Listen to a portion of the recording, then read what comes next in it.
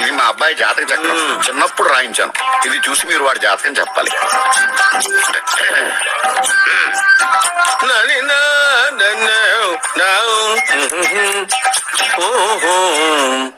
మీ వాడు పెద్ద పెద్ద చదువులు చదువుతాడండి. నేను అప్పుడే చెప్పాను కదా. కరెక్ట్. మీ వాడికి పెళ్లిడు వచ్చిందండి. నేను అప్పుడే చెప్పాను కదరా. ఓహో ఓహో మీ వాడికి పెద్ద గొప్ప సంబంధం వస్తుందండి. నేను అప్పుడే చెప్పాను కదా. మీ వాడు 50 ఏళ్ళకే మంత్రి అయిపోతాడండి. నేను అప్పుడే చెప్పాను కదరా. 60వ ఏట సెంట్రల్ మినిస్టర్ అవుతాడండి. చెప్పే నీ తప్పుడు కూతురని అప్పుడే చెప్పాను కదరా. అంతేకాకుండా ఆపు. వీడి ఆయుష్ గురించి చెప్పు. ఆయుష్ కావాలా? ఆయుష్ ఆహా 95 సంవత్సరాలు ఏ రోగం రుష్టు లేకుండా కనీసం జలుబు దగ్గు లేకుండా జీవిస్తాడండి. అయ్యో, అయ్యో, అయ్యో. ఏమిటి ఏమిటి ఏమిటి ఎందుకలా కొడుతున్నారు? ఇది ఎవరి జాతకమో తెలుసా? 10 సంవత్సరాల మంచం మీద ఉండి చచ్చిపోయిన మా నాన్న జాతకం రా.